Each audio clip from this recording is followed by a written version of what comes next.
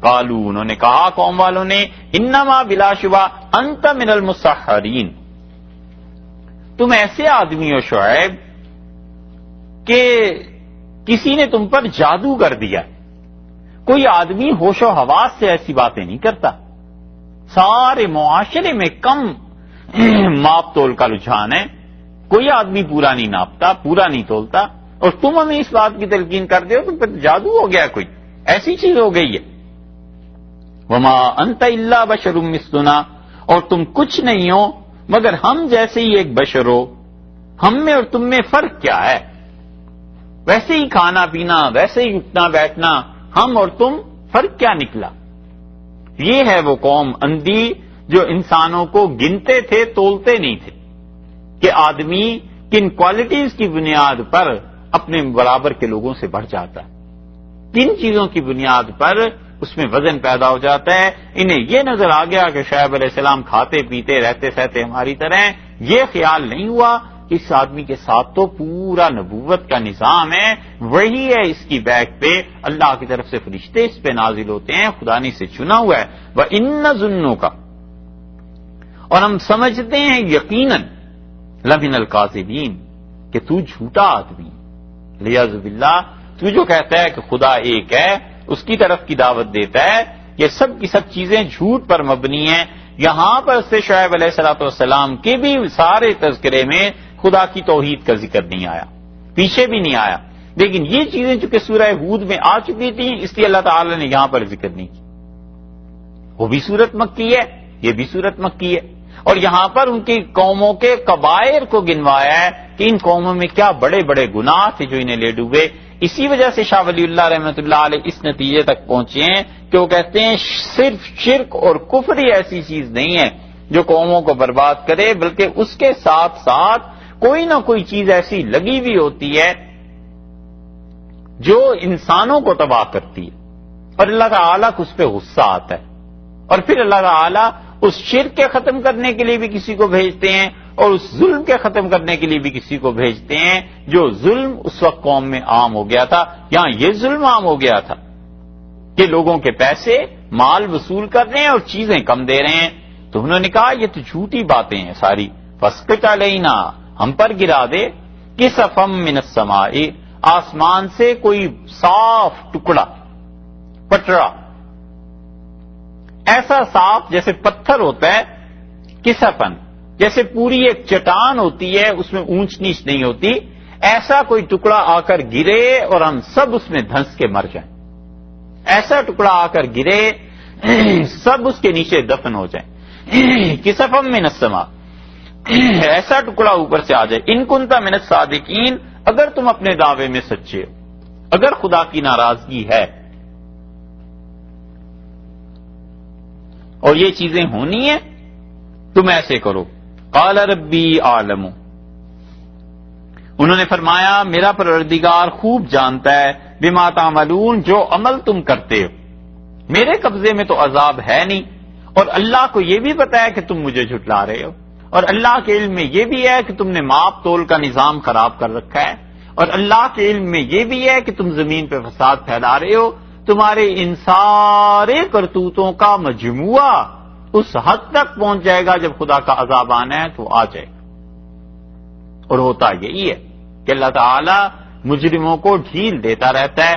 وہ سمجھتا ہے مجرم کہ مجھے تو کسی نے پوچھا ہی نہیں، اسے نہیں پتا ہوتا کہ اس کی فائل بن رہی ہے، آج یہ جرم، پھر یہ جرم، پھر یہ جرم، اور پھر آخر پہ پہنچ کے ایک وقت ایسا آتا ہے جب حکومت کہتی ہے اسے پکڑ لو، اس لیے کہ یہ تو 10 سال سے پچھلے یہی جرائم کر رہا ہے اور خفیہ رپورٹیں ہمارے پاس پہنچ رہی ہیں. اب یہ اس مقام پہ آ گیا ہے کہ مزید اگر یہ معاشرے میں رہا تو کسی بھی خرابی کا پیش خیمہ بن سکتا ہے. ایسے ہی اللہ کے یہاں رپورٹس پہنچتی رہتی ہیں، اللہ ہر عمل کو، چیزوں کو دیکھتا رہتا ہے. اسی لیے اللہ نے فرمایا ان ربک لبالمرصاد، اور تمہارا رب طاق میں رہتا ہے انسانوں کی ایک ایک چیز اس کے ہاں پہنچتی ہے.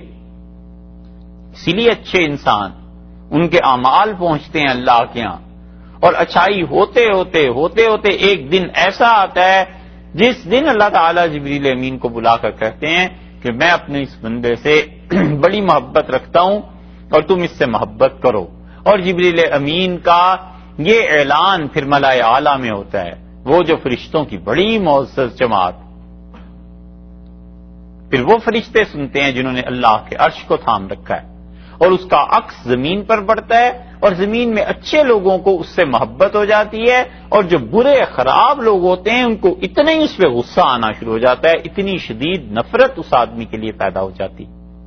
اسی لیے اللہ تعالی نے فرمایا کہ ہم نے پہلے آپ سے کوئی رسول علیہ الصلوۃ والسلام آپ سے پہلے بھی ایسے نہیں بھیجے جس کے لیے شیطان نے دشمنوں کو نہ اٹھایا ہو، وَهُوَ وَلِيُّهُمُ الْيَوْمَ، اور آج آپ کی جو مخالفت مکہ والے کر رہے ہیں، ان کا دوست، ان کا آقا، ان کا بڑا آج وہی شیطان ہے جس سے پہلے بھی انبیاء علیہ السلام کی مخالفت کراتا رہا۔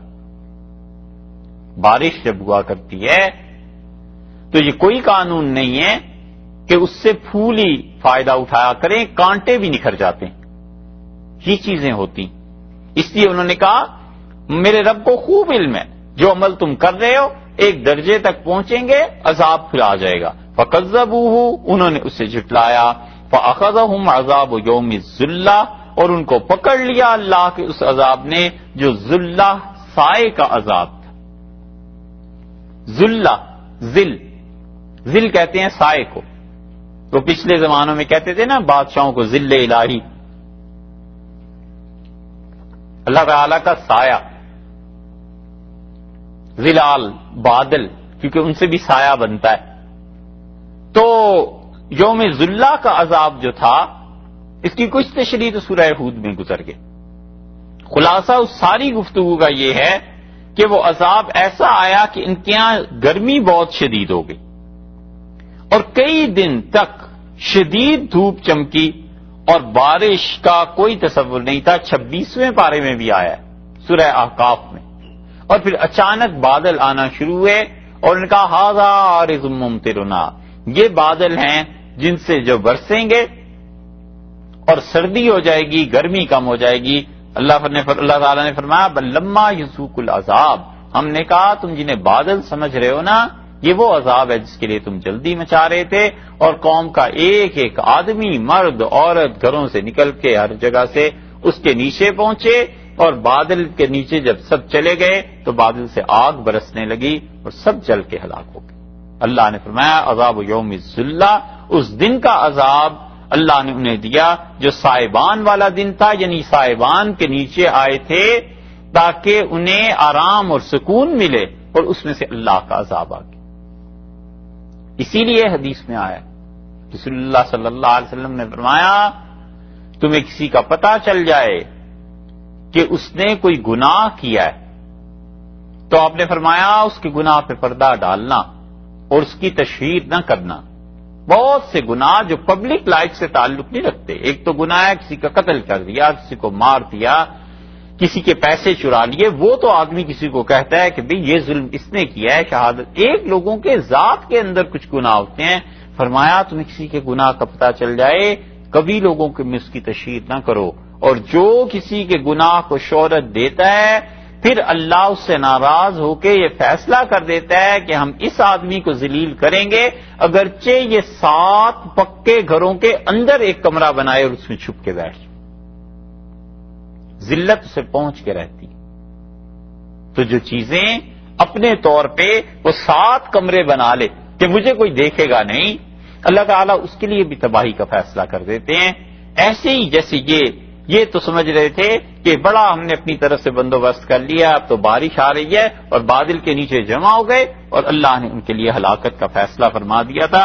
انہ کان عذاب یوم عظیم، اور بلا شبہ وہ تھا عذاب بڑے دن کا، ایسا بڑا دن تھا کہ بادلوں سے آگ برسنے لگی، برستی آگ جو بارہ کی آرزو کرتے ہے نا، آتش کا شعر۔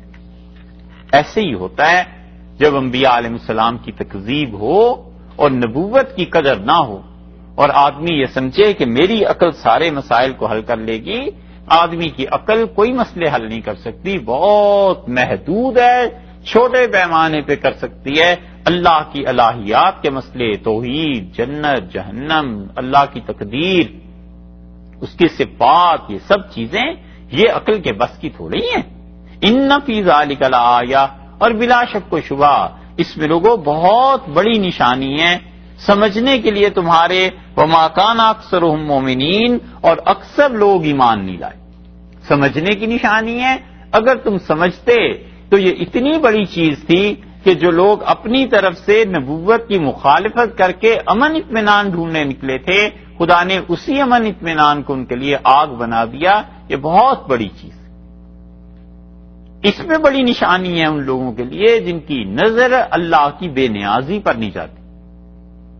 بہت بڑی نشانی ہے ان کے لیے جو صرف ظاہر میں عالم اسباب کو دیکھتے ہیں اور اللہ تعالی کی قدرت کا وہ خفیہ ہاتھ جو اپنا کام کر رہا ہوتا ہے اسے نہیں دیکھتے۔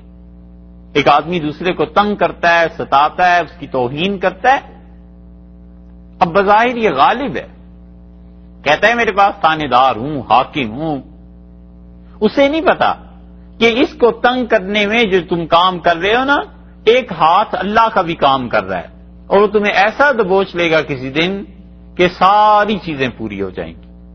ہارون الرشید نے کسی کو قید میں ڈال دیا تھا، اور ہارون الرشید کا اور اس کا ایک دوست تھا مشترک، ملنے گیا تو اس نے کہا کہ میں نے ہارون سے تمہارے متعلق بات کی تھی اور تمہاری معافی کی تو کوئی صورت نہیں۔ اس نے کہا تم اتنا تو کر سکتے ہو کہ میرا ایک پیغام ہارون کو دے دو۔ کہا وہ دے دوں گا۔ اس نے کہا ہارون سے کہنا کہ تمہاری عیش اور حکومت کے دن جتنے بڑھتے جا رہے ہیں، اللہ کا شکر ہے مجھ پر جو ظلم ہو رہا ہے اور میری ذلت اور میری قید، اس کے دن اتنے ہی گھٹتے جا رہے ہیں، اور تم اور میں دونوں مر جائیں گے، اور ہم اس جگہ پہ پہنچیں گے جہاں اللہ کے علاوہ فیصلہ کرنے والا کوئی نہیں، تو یہ جو میرے دن کم ہو رہے ہیں یہ مجھے پھر بھی کام آ جائیں گے، اور تم جو سمجھتے ہو کہ تمہاری حکومت کے دن زیادہ ہو رہے ہیں تو تم زیادہ کی تمنا اور زیادہ کے غرے میں اس دھوکے میں مارے جاؤ۔ تو ہارون تک جب یہ پیغام پہنچا تو اس نے بلا لیا، اور ہارون نے کہا اتنا عقل مند آدمی اتنا اچھا سوچتا ہے، یہ جرم کیسے ہو گیا؟ تحقیق کرو۔ تحقیق کی تو پتا چلا اس کا جرم نہیں تھا، ایسے ہی جیل میں ڈال دیا تھا۔ اس لیے اللہ نے کہا ہے کہ یہ بہت بڑی نشانی تھی سوچنے والوں کے لیے، اور ان کی اکثریت ایمان نہیں لائی مکہ والوں کی، یہ دیکھتے نہیں ہیں۔ حضرت شعیب علیہ السلام کی بستیاں، حضرت لوط علیہ السلام کی بستیاں، یہ شام جب جاتے تھے تجارت کرنے کے لیے تو قافلے کے راہ میں پڑتی تھی۔ اللہ نے کہا ہماری قدرت کا ثبوت دیکھیں، یہ دیکھیں کہ جنہوں نے اپنے اپنے نبیوں کو اپنے اپنے وقت پہ علیہ السلام جھٹلایا تھا، خدا نے کیا کیا؟ مکہ والے چاہتے ہیں کہ ان پر یہ عذاب آئے۔ وَإِنَّ رَبَّكَ لَهُوَ الْعَزِيزُ الرَّحِيمُ، اور آپ کا پروردگار بڑا غالب ہے، وہ بھی عذاب بھیج سکتا ہے لیکن نہیں بھیج رہا، مہلت دے دی ہے تاکہ مکہ والے سوچ لیں۔ اور اللہ کا یہ پھر عذاب ان پہ آیا بدر میں، اور اللہ تعالی کا یہ عذاب آیا ان پہ آخری مرتبہ جب مکہ مکرمہ فتح ہو گیا اور اچانک پکڑے گئے، انہیں کچھ پتہ نہیں چل سکا۔ اتنے انبیاء علیہ السلام کا تذکرہ کر کے، یعنی اللہ تعالی نے شروع کیا تھا اس سورت کو حضرت موسیٰ علیہ السلام سے، اور ان کے بعد دوسرے نبی اللہ تعالی نے ان کا تذکرہ کیا حضرت ابراہیم علیہ السلام کا، اور پھر اس کے بعد تیسرے نبی اللہ تعالی نے حضرت نوح علیہ السلام کا تذکرہ کیا، اور چوتھے جو تھے وہ حضرت ہود علیہ السلام، پانچویں صالح علیہ السلام، چھٹے یہ حضرت شعیب علیہ السلام اور حضرت لوط علیہ السلام، اور ساتویں حضرت شعیب علیہ السلام۔ ان ساتوں کے تذکرے کرنے کے بعد اتنی تفصیل سے اللہ تعالیٰ نے اب رسول اللہ صلی اللہ علیہ وسلم کا ذکر شروع کیا، اور اللہ نے فرمایا وَإِنَّهُ، اور بلا شبہ یہ لَتَنزِيلُ رَبِّ الْعَالَمِينَ، یہ جو قرآن ہے نا یہ اتارا ہوا ہے اللہ کا جو سارے جہانوں کا رب ہے۔ جس طرح پچھلے انبیاء علیہ السلام کے پیغام میں یہ لوگ شبہ کرتے رہے ہیں، ہم نے اتنے انبیاء علیہ السلام کے حالات بتا دیے ہیں، اب ہم اللہ نے براہ راست مکہ والوں کو مخاطب کیا اور بتایا کہ رسول اللہ صلی اللہ علیہ وسلم کے لیے جو تم کر رہے ہو نا یہ کوئی اچھی چیزیں نہیں ہیں۔ مفسرین کا اختلاف اس بات پر ہے کہ وہ کہتے ہیں یہ ہو کی ضمیر کدھر جا رہی ہے، وہ انہو اور یہ، تو یہ کیا چیز؟ کچھ مفسرین کہتے ہیں کہ یہ جا رہی ہے قرآن کی طرف، اگرچہ قرآن کا ذکر نہیں ہے لیکن اگلے جملے یہ بتاتے ہیں کہ لتنزیل رب العالمین، یہ یقیناً نازل کیا ہوا ہے رب کا، جو سارے جہانوں کا پالنے والا رب، نزل بہ الروح الامین، اور روح الامین فرشتہ معتبر جو تھے وہ اسے لے کے اترے ہیں علی قلبے کا، آپ کے قلب مبارک پہ، لتکون من المنذرین، تاکہ آپ لوگوں کو سنائیں، بلسان عربی مبین، عربی زبان میں۔ وہ کہتے ہیں یہ ساری تعریفیں صفات قرآن کی ہیں، اس لیے انہو سے مراد قرآن ہے۔ اکثر لوگ اسی طرف گئے اور وہ کہتے ہیں مفسرین کہ اس سے مراد قرآن پاک، اور اگر اسے قرآن ہی سمجھ لیا جائے تو پھر آگے جو جملہ ہے اس کا کیا کریں گے؟ وَإِنَّهُ لَفِي زُبُرِ الْأَوَّلِينَ، اور یہ تھا پچھلی کتابوں میں بھی، فی زبر الاولین، پچھلی جو کتابیں نازل ہوئی ہیں ان میں بھی یہی تھا۔ تو اس لیے ہمارے اساتذہ جو تھے وہ اس سے اختلاف کرتے تھے، وہ کہتے تھے اب یہاں پہ پہنچ کے کیا جواب دو گے، وہ تو جواب ابھی عرض کرتے ہیں، تو وہ کہتے تھے اتنی تردد کی ضرورت ہی کیا ہے کہ قرآن کی ایک آیت کو اس کی تعویل توجیہ کی جائے، اسے گھمایا جائے۔ وہ کہتے تھے اس سے مراد یہ ہے جو اس سورت کے آغاز میں 5ویں آیت میں آیا ہے، سورہ شعراء میں بالکل 5ویں آیت جو ہے، وہ کہتے ہیں کہ وہاں دیکھو اللہ تعالی نے فرمایا وما یاتیہم من ذکر من الرحمن محدث، اور ان لوگوں کے پاس جب بھی کوئی جدید نصیحت، نئی بات، نئی نصیحت اللہ کی طرف سے آتی ہے، الا کانوا عنہ معرضین، مگر یہ لوگ اس سے منہ پھیر لیتے ہیں۔ 7 انبیاء علیہ السلام ہر مرتبہ ہم نے نصیحت دے کے بھیجتے رہے کہ دیکھیں ان اپنی قوم کو سمجھائیں کہ ہماری توحید کو مانیں، نہ مخالفت کریں، نہ کریں۔ جب بھی ان مشرک قوموں کے پاس نئی نصیحت اللہ کی طرف سے آتی ہے یہ منکر ہو جاتے ہیں۔ اساتذہ کہتے تھے کہ انہو سے مراد یہ وہی چیز ہے جو 7 انبیاء علیہ السلام کا دعویٰ تھا، یہاں بھی وہی ہے کہ رسول اللہ صلی اللہ علیہ وسلم کو کہا جا رہا ہے وَإِنَّهُ لَتَنزِيلُ رَبِّ الْعَالَمِينَ، یہ جو لا الہ الا اللہ ہے، یہ جو آپ نے اپنی قوم کو دعوت دینی ہے، یہ اللہ کی طرف سے ہی نازل ہوا ہے، یہ دعویٰ توحید کا، نزل بہ الروح الامین، اور روح الامین اسے لے کے آئے ہیں علی قلبے کا، آپ کے دل مبارک پہ، لیکون من المنذرین، تاکہ آپ شرک کرنے والوں کو ڈرائیں، بلسان عربی مبین، یہ ہماری توحید اس قرآن میں عربی زبان میں ہے، وَإِنَّهُ، اور یہی توحید لفی زبر الاولین، پچھلی کتابوں میں بھی۔ وہ کہتے تھے کوئی ادھر ادھر جانے کی بات ہی نہیں ہوتی، اور اکثر مفسرین اس کے طرف نہیں گئے، وہ کہتے ہیں اس سے مراد قرآن ہے، اور اگر اس سے قرآن پاک ہی کے مراد لے لیا جائے تو اللہ تعالیٰ نے پھر قرآن کی عظمت کے لیے یہ الفاظ ارشاد فرمائے۔ اللہ نے کہا سب سے پہلی بات تو یہ ہے کہ یہ اس پیغام میں جو شک کر رہے ہیں تو یہ قرآن اتارا ہے حضور اقدس صلی اللہ علیہ وسلم پہ، اللہ نے رب ہے جو تمام جہان کا پالنے والا، اللہ نے یہاں لفظ رب کیوں استعمال کیا؟ اللہ کیوں نہیں کہہ دیا؟ یہ کہہ دیتے نا وَإِنَّهُ لَتَنزِيلُ إِلَٰهِ الْعَالَمِينَ، کہ الٰہ العالمین کی طرف سے بھیجا گیا ہے، تو بڑا شاندار جملہ بنتا، عربیت میں بھی بہت زبردست بات بنتی۔ اللہ تعالی نے سمجھایا، اس نے کہا سارے جہانوں کو رب، پرورش کرنے والا، رزق دینے والا میں ہوں، تو تم کیا سمجھتے ہو صرف تمہاری جسمانی زندگی میرے ذمے ہے کہ میں تمہیں رزق دیتا رہوں؟ تو جانوروں کو بھی رزق دیتا ہوں، ہر ایک کو دیتا ہوں، تمہاری روح کے لیے بھی اس کی تربیت، اس کے لیے جنت کے لیے اچھے راستے قائم کرنے کے لیے اس میں بھی میں ہی تمہارا پروردگار ہوں، اور اس روحانی ضروریات کی وجہ سے ہم نے اس قرآن کو بھیجا ہے۔ ہم نہ صرف تمہارے جسم کے رب ہیں، تمہاری روحوں کے بھی رب ہیں۔ وَإِنَّهُ لَتَنزِيلُ رَبِّ الْعَالَمِينَ، اور یہ قرآن نازل کیا گیا ہے اس کی طرف سے جو رب ہے سارے جہانوں کا۔ اور پھر رسول اللہ صلی اللہ علیہ وسلم نے اپنی خواہش سے تو نازل نہیں کرا لیا، نزلہ نازل ہوا، لفظی ترجمہ تو نزلہ کا یہ بنتا ہے، لیکن اس کے بعد جو با آ رہی ہے نا، اس با کی وجہ سے اس کے ترجمے میں تھوڑی سی تبدیلی آتی ہے. نزل بہی اس کو لے کر اترا، لے کر نازل ہوا. ایک تو ہے خود بخود نازل ہو گیا قرآن، نہیں، نزل بہی اس کو لے کر نازل ہوئے الروح الامین، وہ فرشتہ جو روح الامین ہے. حضرت جبریل علیہ السلام کو اللہ تعالیٰ نے روح قرار دیا ہے اس لیے کہ روح جو ہوتی ہے وہ ایسی چیز ہے جسے ہم دیکھ نہیں سکتے، تو ان پر اللہ تعالیٰ کی طرف سے ایسی برکات اور تجلیات ہیں کہ گویا وہ روح ہیں، ان پر شدید کیفیت روح کی ہے.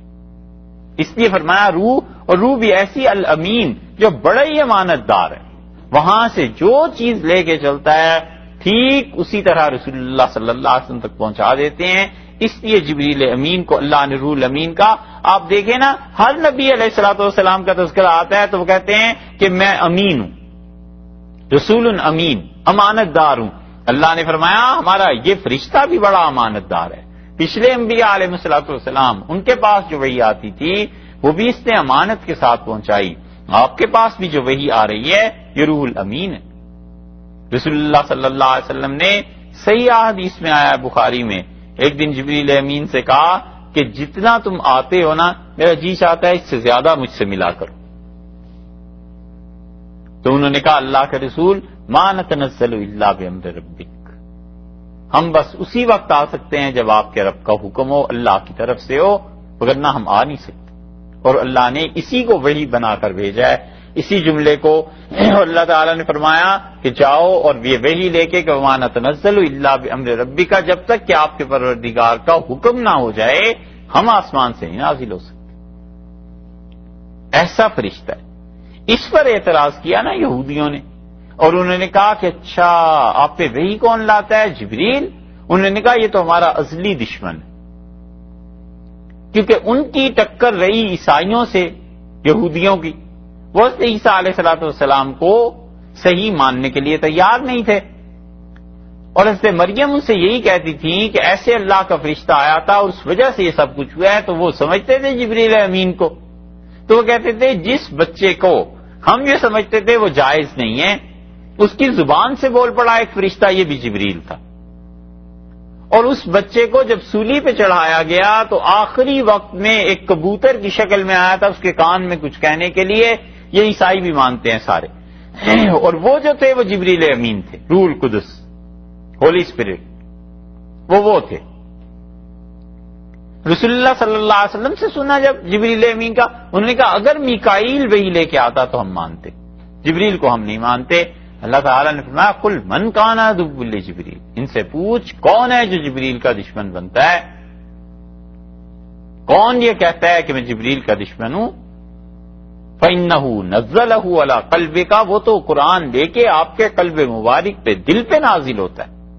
اس لیے یہاں پر فرمایا ہے نزل بہ الروح الامین، اسے وہ فرشتہ لے کر آ رہا ہے جو انتہائی امانت دار ہے. عَلَىٰ قَلْبِكَ، آپ کے قلب مبارک پر لے کے آ رہا ہے. لِتَكُونَ مِنَ الْمُنذِرِينَ، تاکہ آپ لوگوں کو ڈرائیں.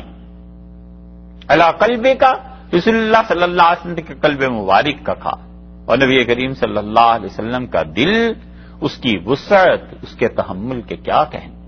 قرآن جیسی چیز اللہ نے کہا پہاڑوں پر نازل کرتے تو ریزہ ریزہ ہو جاتی. یہ رسول اللہ صلی اللہ علیہ وسلم ہی کا دل تھا جس نے اس چیز کو برداشت کر لیا، اور دل تھا جو سہ گیا. اسی لیے حدیث میں آتا ہے کہ حضرت صلی اللہ علیہ وسلم کا دل چاک کیا جاتا تھا، بچپن میں چاک کیا گیا، پھر وہی تھی. اس موقع پہ بھی بعض محدثین کہتے ہیں کہ دل قلب مبارک کو چاک کیا گیا، پھر معراج سے پہلے چاک کیا گیا. یہ تین واقعات تو کئی محدثین نے لکھے ہیں بار بار، اس لیے کہ وہ دل ایسا تھا جس دل پہ اتنی بڑی چیز اللہ نے نازل کی تھی. کوئی دور دور تک مثال نہیں، اتنا بھی دونوں میں آپس میں ریشو نہیں ہے جتنا ہمالیہ پہاڑ کو ایک ذرے سے ہوتی ہے، اتنی بھی ریشو نہیں. لیکن آپ دیکھیں خواب آتا ہے نا آدمی کو، رسول اللہ صلی اللہ علیہ وسلم غیب سے اب جو چیزیں آنی ہیں سب ختم ہو گئی. فرمایا سوائے سچے خواب کے جو تم دیکھتے ہو یا تمہارے لیے تمہارا کوئی دوست دیکھ لے، باقی اب چیزیں ختم ہو گئی. یہ اس وحی کو جو رسول اللہ صلی اللہ علیہ وسلم پہ آتی تھی خواب سے ہم کہتے ہیں وہ بھی نسبت نہیں ہے جو ایک ذرے کے مٹی کے ذرے کو ہمالیہ سے ہوتی ہے، لیکن اس کے باوجود خواب آدمی ایسے دیکھتا ہے، بعض اوقات اتنا شدید خوف طاری ہوتا ہے کہ اٹھتا ہے، وضو کر لیتا ہے، منہ ہاتھ دھو لیتا ہے، تب بھی دل کانپ رہا ہوتا ہے کہ میں نے کیا دیکھا، ایسی شدید چیز ہوتی،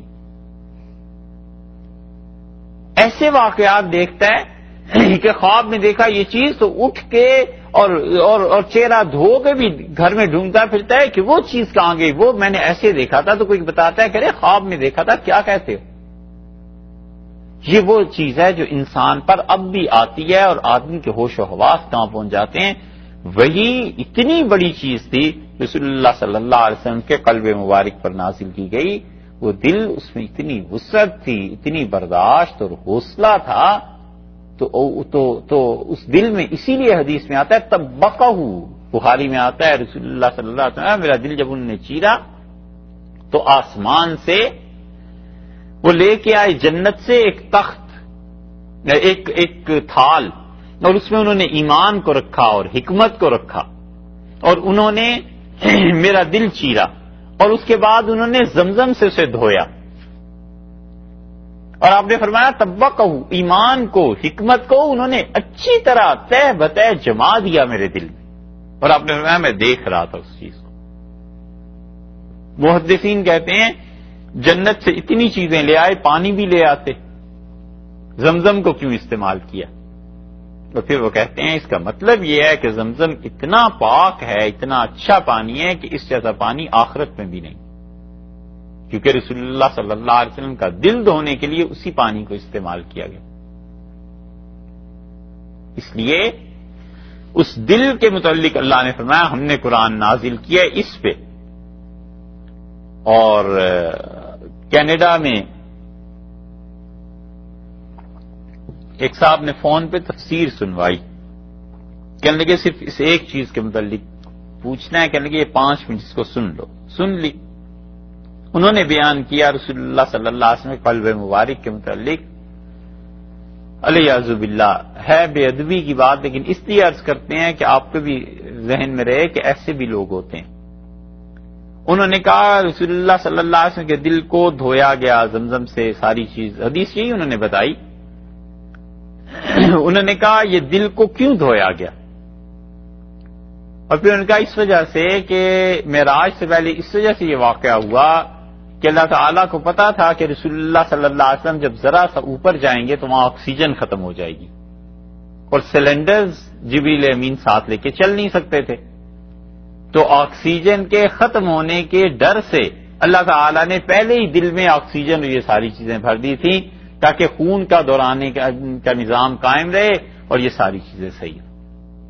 5 منٹ وہ اس کو بحث کرتے رہے آکسیجن کو اور کیسے سانس ہوتا ہے اور بریدنگ کیسے ہوتی ہے۔ تو اب بھلا بتاؤ آدمی اور وہ اپنے آپ کو بہت بڑے علامہ دین کے کیا فہامہ سمجھ رہے ہیں، اور لوگ بھی واہ واہ کر رہے ہیں۔ ہم نے کہا یار اب کون اس سے کہے کہ یہ جو دل کا چیرنا ہے خود یہ کوئی چھوٹا سا مرحلہ ہے، دل کا نکالنا کوئی چھوٹا سا مرحلہ ہے؟ جو اللہ اتنا کچھ کر سکتا ہے اس اللہ کے اختیار میں اتنا نہیں ہے کہ جبریل امین سلنڈر لے کے ساتھ چلے جائیں، یا سلنڈروں کی ضرورت ہی کیا آخر؟ یہ ہے کینیڈا سے ایک دوست نے سنوائی، وہ یونیورسٹی میں ہوتے ہیں تو کہنے لگے یہ ہے تفسیر، تو اس کے متعلق کیا کہیں؟ میں نے کہا یار اب کیا کہیں سوائے اس کے کہ رسول اللہ صلی اللہ علیہ وسلم کے قلب مبارک کی بھی بے ادبی، ایسی باتیں کرنی ہی نہیں چاہیے۔ لتکون من المنذرین، تاکہ آپ ہو جائیں لوگوں کو ڈرانے والے، لوگوں کو ڈرائیں۔ اللہ کی طرف سے گرفت ہو سکتی ہے، آپ کی مخالفت عذاب لا سکتی۔ اس لیے جہاں بھی آیا ہے کہ رسول اللہ صلی اللہ علیہ وسلم نے اپنا انتقام لے لیا، ان تمام احادیث کے متعلق ہم ایک ہی بات کہتے ہیں، ہم کہتے ہیں اگر نہ لیتے تو اللہ کی طرف سے عذاب آتا۔ لتکون من المنذرین، آپ انہیں ڈرائیے کہ میرا معاملہ کوئی معمولی نہیں ہے، ڈر سنا ہی نہیں کہ مجھے جھوٹ کہنے پہ تمہارے اوپر عذاب آ جائے گا۔ رسول اللہ صلی اللہ علیہ وسلم بیمار ہو گئے، آخری بیماری جو تھی جس میں وفات ہوئی، اور آپ سے لوگوں نے کہا اللہ کے رسول لگتا ہے آپ کو نمونیا ہو گیا، تو رسول اللہ صلی اللہ علیہ وسلم پہ غشی کی کیفیت طاری ہو گئی، اور لوگوں نے کہا آپ کو دوا پلا دیں، آپ نے فرمایا بالکل نہ پلانا۔ اور پھر غشی کی کیفیت ہوئی، جب ہوش آیا حضرت صلی اللہ علیہ وسلم کو تو منہ میں اس دوا کا ذائقہ محسوس ہوا۔ آپ نے فرمایا یہ کس نے مجھے پلائی تھی، میں نے تمہیں منع نہیں کیا تھا؟ تو انہوں نے کہا ہم نے آپ سے محبت کی بنا پر کی، ہم نے سوچا مریض تو دوائی سے انکار کرتا ہی ہے تو اس لیے لیکن پلا دی۔ تو رسول اللہ صلی اللہ علیہ وسلم ایک میرے چچا عباس رضی اللہ عنہ کو چھوڑ دو، باقی جتنے لوگ اس گھر میں ہیں سب کو یہی دوا پلا، سب کو وہی دوا پلائی گی۔ اس پہ بڑی بحث کی ہے۔ ہمارے اساتذہ جب بخاری شریف پڑھاتے تھے کہتے میاں سیدھی سادی بات ہے کہ رسول اللہ صلی اللہ علیہ وسلم کو جو ناگوار گزری تھی یہ چیز، اس کا اثر یہ ہو سکتا تھا کہ اللہ ایمان چھین لیتا لوگوں کے، کہ تم نے ان کی شان میں اتنی گستاخی، اتنی بے ادبی، ذرا سی بات ہے چاہے تم نے اپنی محبت سے کی ہے، نہیں کرنی چاہیے تھی جب منع فرما دیا تھا، تو فرمایا ان کو بھی پلا دو تاکہ معاملہ برابر کا ہو جائے، اور قلب مبارک میں جو ان کے متعلق ذرا سا حجاب آ گیا تھا یہ دور ہو جائے۔ اللہ نے کہا آپ انہیں ڈرائیے، آپ انہیں سمجھائیے، بلسان عربی مبین، اور ہم نے اس قرآن کو نازل کیا ہے عربی میں جو بڑی کھلی ہوئی زبان ہے، واضح زبان۔ اس سے پتہ چلتا ہے کہ رسول اللہ صلی اللہ علیہ وسلم ایک تو پورے جہان دنیا کے لیے اللہ نے بھیجا، ایک نبی عالم تھے اور ایک نبی عربی بھی تھے کہ رسول اللہ صلی اللہ علیہ وسلم پر اللہ نے عربی میں قرآن پاک نازل کیا، وَإِنَّهُ، اور لوگوں کو بتائیے کہ یہ جو قرآن ہے ہم نے اسے عربی میں نازل کیا ہے، بہت واضح عربی میں ہم نے اسے بھیجا، اس میں کوئی شک اور شبے کی بات نہیں۔ عربی کا سٹینڈرڈ جو صدیوں میں کہیں پہنچتا، قرآن نے اسے پہلے ہی دن باندھ دیا۔ اور رسول اللہ صلی اللہ علیہ وسلم نے حوازن میں جو پرورش پائی تھی تو حضرت صلی اللہ علیہ وسلم نے فرمایا خود اپنے متعلق، آپ نے کہا، لوگوں نے کہا آپ کی عربی بہت عمدہ ہے، تو آپ نے فرمایا تمہیں پتہ نہیں ہے کہ میں حوازن میں میری پرورش ہوئی ہے، اور حضرت عبد المطلب نے رسول اللہ صلی اللہ علیہ وسلم کو حوازن میں اسی لیے بھیجا تھا کہ عربوں کے اس وقت جتنے قبیلے تھے سب سے اچھی زبان بنو حوازن بولتے تھے۔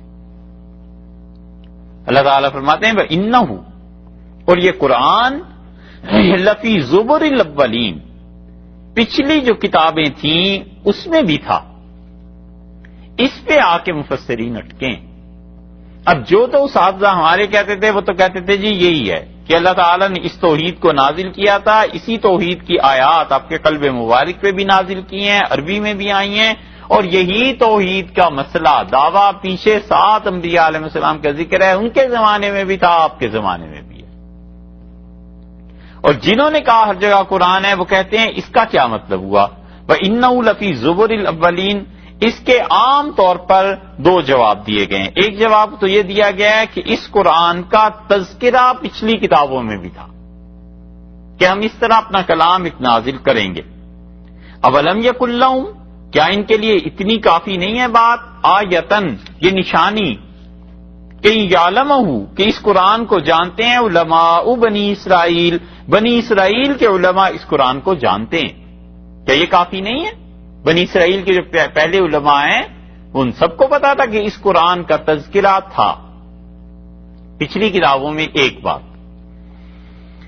دوسری تفسیر اس کی یہ کرتے ہیں کہ وہ کہتے ہیں وَإِنَّهُ لَفِي زُبُرِ الْأَوَّلِينَ، یہ قرآن جو تھا یہ پچھلی کتابوں میں بھی تھا، تو اس کا مطلب ہے پچھلی کتابیں تو عربی زبان میں نازل نہیں ہوئی تھی، تو جب عربی میں نازل نہیں ہوئی تھی تو پھر یہ قرآن عبرانی زبان میں، سریانی زبان میں پچھلے زمانے کی زبانوں میں تھا، اور قرآن عربی کا نہیں تھا، وہ تو سریانی زبان تھی، عبرانی تھی، اس میں تھی۔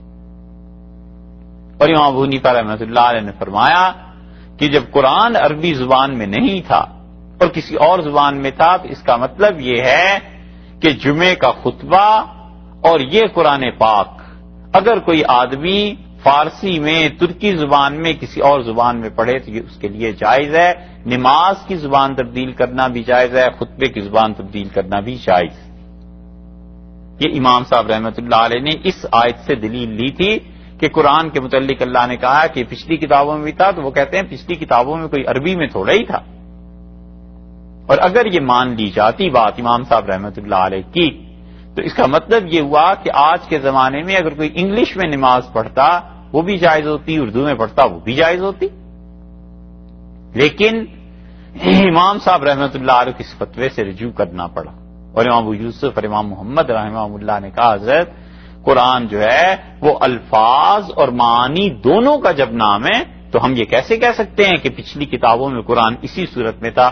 امام صاحب رحمۃ اللہ علیہ نے رجوع فرما لیا.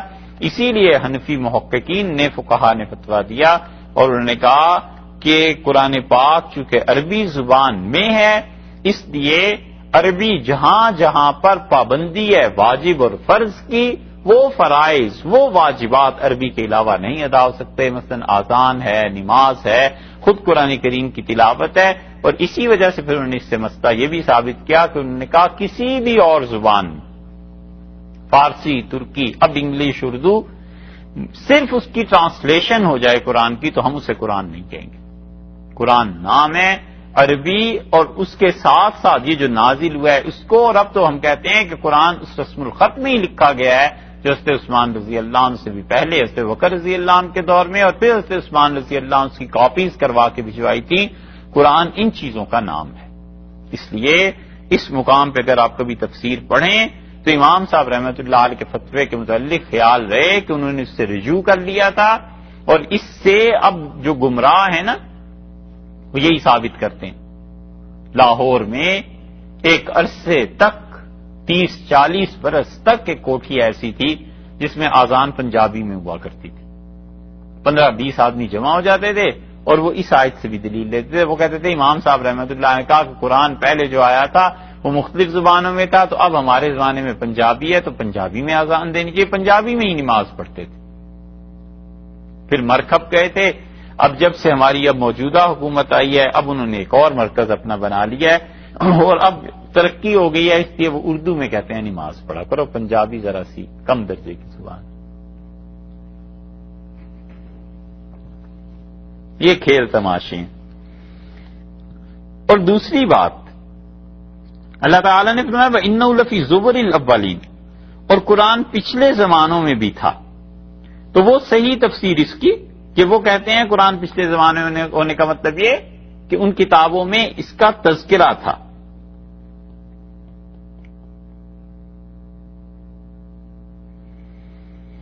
اَوَلَمْ يَكُنْ لَهُمْ آیَةً، کیا یہ نشانی کافی نہیں ہے ان قریش مکہ کے لیے کہ یعلمہ، کہ اس قرآن کو جانتے ہیں علماء بنی اسرائیل، بنی اسرائیل کے جو علماء ہیں وہ اس قرآن کو اچھی طرح جانتے ہیں کہ قرآن نے نازل ہونا تھا، گواہی دیں گے.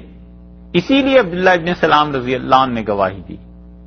اور یہاں پر اگر آپ نے دیکھنا ہو بنی اسرائیل کے علماء کی گواہیوں کو تو مولانا عبدالحق صاحب حقانی رحمۃ اللہ علیہ تھے، ان کی تفسیر دیکھنی چاہیے. انہوں نے بہت سی تورات کے حوالے سے اور ان چیزوں کو لکھا ہے.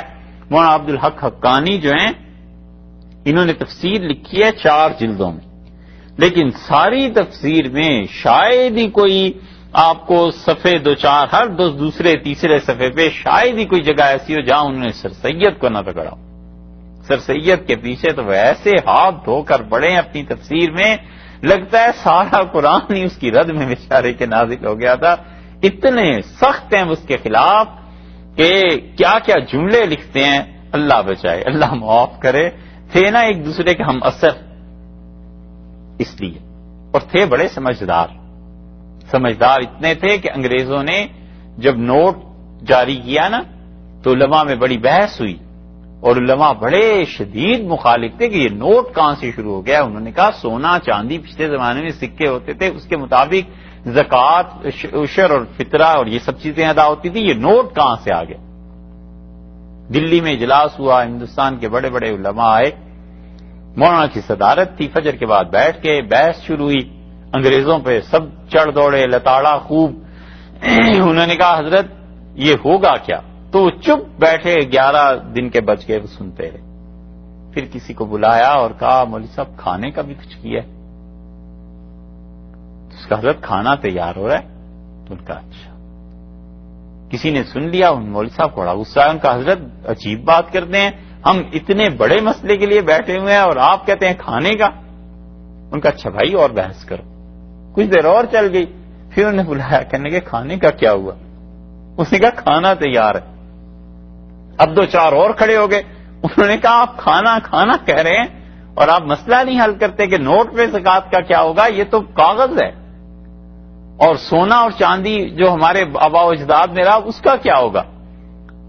تو مولانا عبدالحق صاحب نے آخری بات کہنی تھی تو وہ اٹھے آرام سے ذرا گھٹنوں پہ ہاتھ رکھ کے اور کہنے لگے مولوی صاحبان کھانا کھاؤ اور وقت ہو گیا ہے بہت زیادہ، اور بات سیدھی سی ہے کہ نوٹ چل کے رہے گا، اسے کوئی نہیں روک سکتا. تو تم اس کی مخالفت نہ کرو، چھوڑ دو اور یہ سمجھو کہ ہندوستان میں چل گیا ہے. اب ہم نے کیا کرنا ہے، اگلا سٹیپ، اگلا قدم سوچو. تم جو کہہ رہے ہو کہ سونے چاندی کے سکے ہم رائج کریں اور نوٹ کو ختم کر دیں تو نوٹ چل کے رہے گا. یہی بات. بہت سی چیزیں جو اس ہم دنیا میں دیکھتے ہیں نا، یہ نوٹ چل کے رہے گا، یہی بات ہو جاتی ہے. ہم کہتے ہیں اس نے تو ہونا ہی ہونا ہے. اب سوچو ہم اس کو کہ صحیح ٹھکانے کہاں لگا سکتے ہیں. اب ہم کہیں کہ نوٹ ختم ہو جائے اور سونے چاندی کے پھر سکے ڈھالنے کی کوئی مشین آ جائے تو اب نہیں ہوتا. انہوں نے اس پہ بنی اسرائیل کے علماء کی بہت چیزیں جمع کر دی ہیں. یہاں تفسیر ہوتی تو کچھ عبارتیں بھی بتا دیتے، لیکن یہاں تو ملتی نہیں. مگر ہے انٹرسٹنگ چیز. وَلَوْ نَزَّلْنَاهُ، اور اگر ہم اس قرآن کو نازل کرتے عَلَى بَعْضِ الْأَعْجَمِينَ، ان پر جو لوگ عجمی ہیں، آجمی ہیں. یہ جو آیت ہے اس میں جو لفظ ہے آجمی، اس کی وجہ سے تفسیریں دو ہو گئی مختلف. اللہ تعالیٰ نے فرمایا اگر ہم اس قرآن کو نازل کر دیتے علی بعض العاجمین، بعض ان لوگوں پر جو فصیح زبان بولنے والے نہیں ہیں. ایک ہے عجمی اور ایک ہے آجمی.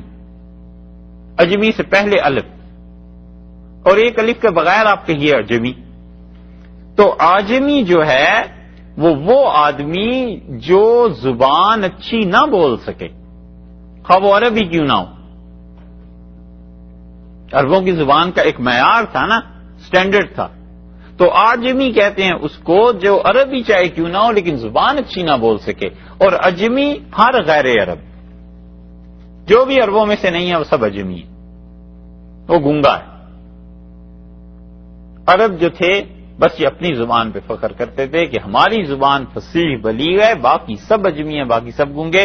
اور آجمی اللہ تعالیٰ نے فرمایا وَلَوْ نَزَّلْنَاهُ عَلَى بَعْضِ الْعَاجَمِينَ، اور اگر ہم اس قرآن کو نازل کر دیتے کہیں ایسے پر جو کسی اور زبان والے تھے، مثلا انگریزوں پہ نازل ہو جاتا، کوئی اور زبان والے ہندوستان میں نازل ہو جاتا اردو میں، اگر ہم ایسے کر دیتے فَقَرَأَهُ عَلَيْهِمْ، اور وہ آ کر انہیں پڑھ کر سناتا، ان پر پڑھتا لا کے وہ قرآن، مَا كَانُوا بِهِ مُؤْمِنِينَ، یہ ہرگز اس پہ ایمان نہ لاتے. اس لیے ایمان نہ لاتے کہ کہتے یہ کون سی زبان ہے، کس میں نازل ہوا ہے، ہم کیوں اس کو مانیں. اللہ تعالیٰ نے فرمایا ضد ہے ہمارے ساتھ ایسی کہ اب تو تمہاری زبان میں نازل ہوا ہے، اب کیوں نہیں مانتے. اگر ہم کسی عجمی زبان میں نازل کرتے اور وہ تم پر کو آ کر پڑھ کے سناتا تو تم تو پھر بھی نہ مانتے. اس لیے اس آیت میں ذرا سا الجھاؤ ہے. پھر دیکھیے وَلَوْ نَزَّلْنَاهُ عَلَى بَعْضِ الْأَعْجَمِينَ، اور اگر ہم اس قرآن کو نازل کرتے کسی اور غیر عرب کی زبان میں، فَقَرَأَهُ عَلَيْهِمْ، اور وہ آدمی آ کر انہیں سناتا، مَا كَانُوا بِهِ مُؤْمِنِينَ، یہ ہرگز اس کو نہ مانتے، عذر کرتے، بہانہ کرتے کہ قرآن آیا ہے اور آیا ہے انگریزی میں، ہم سارے عربی بولتے ہیں، ہم کیا جانیں اس زبان کو. قرآن آیا ہے ہندی میں، ترکی میں. اللہ تعالیٰ نے فرمایا اعتراض کرنے کا اس وقت تو کوئی چلو بات تھی کہ یہ تمہارا عذر تھا، اب تو ہم نے عربی میں بھیج دیا ہے، اب کیوں نہیں مانتے. اب کیا ہے ایک تفسیر. دوسری یہ کی گئی ہے کہ وَلَوْ نَزَّلْنَاهُ عَلَى بَعْضِ الْأَعْجَمِينَ، اور اگر ہم اس قرآن کو نازل کر دیتے کسی اوپری زبان میں، دوسری زبان میں، ترکی، انگلش، چائنیز، کوئی زبان، فقرأہ علیہم، اور رسول اللہ صلی اللہ علیہ وسلم لا کر خود اسے پڑھ کے سناتے، ما کانوا بہ مومنین، تو یہ رسول اللہ صلی اللہ علیہ وسلم کو بالکل ماننے والے نہیں تھے، ایمان نہ لاتے اس قرآن۔ اس پہ جو حاشیہ لکھا ہے شاہ عبد القادر صاحب رحمۃ اللہ علیہ نے، اس سے بھی روشنی پڑتی ہے۔ حضرت لکھتے ہیں کہ کافر کہتے تھے کہ قرآن آیا ہے عربی زبان، کافر کہتے تھے کہ قرآن آیا ہے عربی زبان، یعنی عربی زبان میں آیا ہے۔ اس نبی کی زبان بھی عربی ہے، رسول اللہ صلی اللہ علیہ وسلم کی زبان بھی عربی ہے، شاید آپ ہی کہتا ہو، اپنے پاس سے ہی بنا لیتا ہوگا۔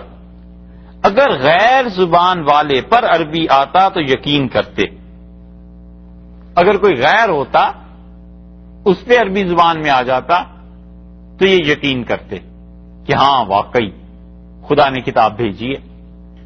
فرمایا کہ دھوکے والے کا جی کبھی نہیں ٹھہرتا،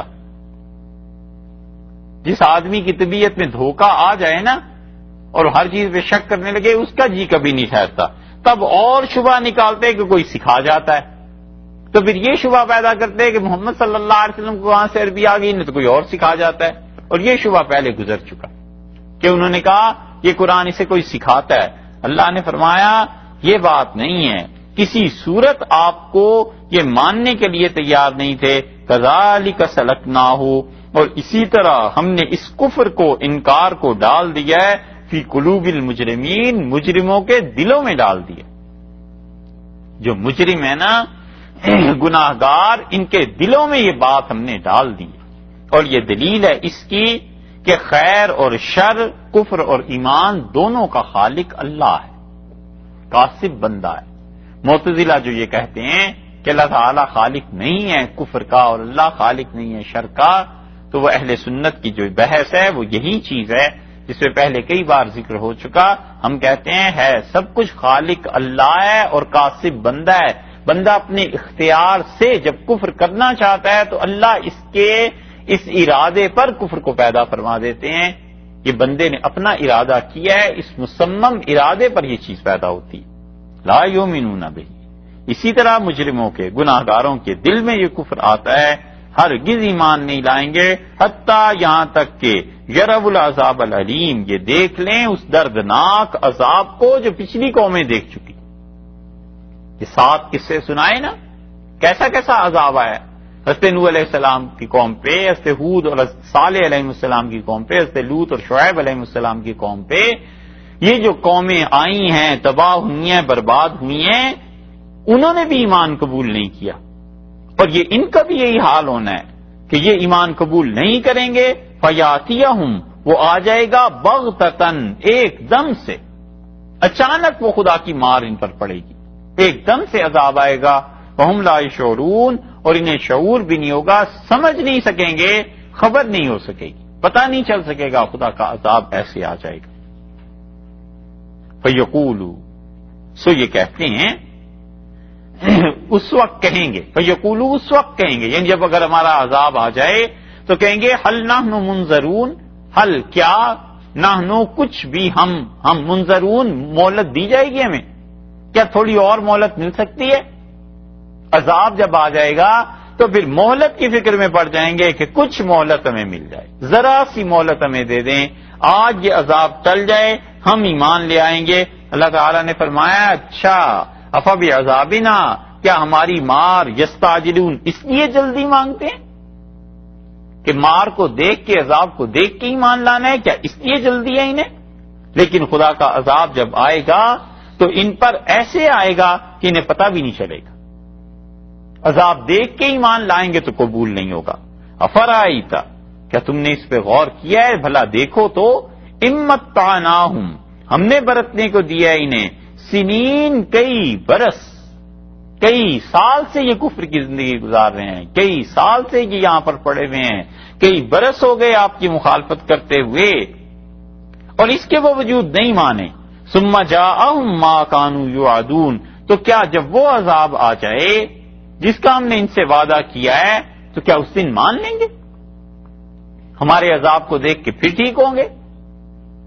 اللہ تعالیٰ نے دھمکایا ہے کافروں کو اور فرما دیا ما اغنی عنہم ہرگز انہیں نفع نہیں ہوگا ما کانوا یمتعون، جن چیزوں سے یہ فائدہ اٹھا رہے تھے، جتنا برتتے رہے نا دنیا کو، اب تک تو یہ ایمان لائے نہیں، اب ہمارا عذاب آ جائے تو پھر کیا دیکھ کے ایمان لے آئیں گے؟ پھر کہیں گے مہلت دے دو، فرض کر لو مہلت مل جائے تو کیا پھر ایمان لے آئیں گے؟ پھر بھی انہی حرکتوں پر قائم رہیں گے۔ یہ وہی چیز ایسی جیسے سورہ انفال میں گزری ہے، اللہ تعالیٰ نے فرمایا یہ کہیں گے کہ ہمیں دنیا میں دوبارہ واپس بھیج دے، اگر ہم انہیں بھیج دیں تو اللہ نے فرمایا وہاں جا کر پھر ہماری ویسی نافرمانی کریں گے جیسے پچھلی زندگی گزار کے آئے ہیں۔ ان لوگوں کے دلوں میں اتنا کفر اور شرک گھس گیا ہے، بیٹھ گیا، اس قرآن پر ایمان نہیں لاتے۔ پچھلے جو تھے وہ رسول اللہ صلی اللہ علیہ وسلم کے سے پہلے جو انبیاء علیہ السلام تھے ان کی تصدیق، ان کا مذاق اڑایا جاتا تھا۔ اس قرآن کے متعلق کہتے ہیں کہ جادو کی چیزیں ہیں، وما تنزلت بہ الشیاطین، اور یہ جو قرآن ہے اس کو شیطان لے کے نہیں اترے۔ ذکر وما اہلکنا من قریۃ الا لہا منذرون، اللہ تعالیٰ نے فرمایا اور کوئی بستی ایسی نہیں ہے، یہ پچھلے انبیاء علیہ السلام کے قصے دیکھو، الا لہا منذرون، ان کے پاس آتے رہے ہیں جنہوں نے کیا کیا تھا؟ ڈر سنایا تھا، جنہوں نے کہا تھا کہ اپنی روش اور حالت کو بدلو، اور اگر نہیں بدلو گے تو خدا کا عذاب آئے گا۔ ہر بستی میں آتے رہے ہیں، شعیب علیہ السلام سے لے کے اور پیچھے تک جتنے انبیاء علیہ السلام ہیں سب کی قوموں کو دیکھ لو، ہم بھیجتے رہے ہیں۔ یہ دلیل ہے اس بات کی کہ اللہ کا عذاب آتا ہے، انبیاء علیہ السلام جب حجت پوری کر دیتے ہیں، اللہ کسی انسان تک پیغام پہنچا دیتا ہے، اس کے بعد وہ پکڑا جاتا ہے۔ ذکرا، یہ نصیحت ہے یاد دلانے کو، وما کننا ظالمین، اور ہمارا کام نہیں ہے ظلم کرنا، ہم کسی پہ ظلم نہیں کرتے، حجت پوری کرتے ہیں، جو کچھ ہوتا ہے دے دیتے ہیں، ساری چیزیں پہنچتی ہیں، پھر جا کر انسان جب اپنی مرضی اور ارادے سے رسالت کا انکار کرتا ہے، بے ادبی کرتا ہے، جو مستقل ایک الگ جرم ہے، پھر جا کر خدا کا عذاب آتا ہے۔ وما تنزلت بہ الشیاطین، اور شیطان، اس قرآن کو شیطان نازل نہیں کر سکتے، اس کو لے کر اترے شیطان ہو نہیں سکتا۔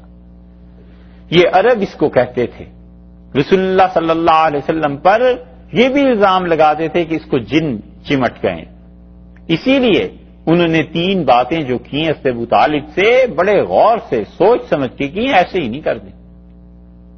حدیث میں آتا ہے جب زیادہ شدید مخالفت ہو گئی رسول اللہ صلی اللہ علیہ وسلم کی، اور ابو طالب لوگوں کو ڈانٹتے تھے، لڑتے تھے رسول اللہ صلی اللہ علیہ وسلم کے لیے، تو ایک دن قریش بیٹھ کے انہوں نے کہا ابو طالب جب تک یہ آدمی نہیں تھا ہم سب ایک ہی تھے، جب سے یہ آیا ہے تب سے یہ فساد اور مصیبت ہو گئی ہے، آخر تم بتاؤ اس اپنے بھتیجے کو سمجھاؤ چاہتا کیا ہے، اور ہم اتنے عرصے میں اس کی حرکتیں دیکھ کے اسی نتیجے پر پہنچے ہیں کہ یا تو یہ پیسے چاہتا ہے، دولت کتنی مانگتا ہے ہم جمع کرنے کو تیار ہیں، اسے دے دیتے ہیں، اور نے کہا یا یہ چاہتا ہے سرداری یہاں کی، ہم سب مل کے اسے بڑا مان لیتے ہیں، یہ چھوڑ دے ہمارے خداؤں کی توہین کرنا، اور نے کہا تیسری چیز یہ ہے کہ اس کو کسی لڑکی کی تلاش ہے، کہیں رشتہ شادی کرنا چاہتا ہے، جس عرب کے قبیلے پہ ہاتھ رکھ کے ہم اس کی شادی کرا دیتے ہیں،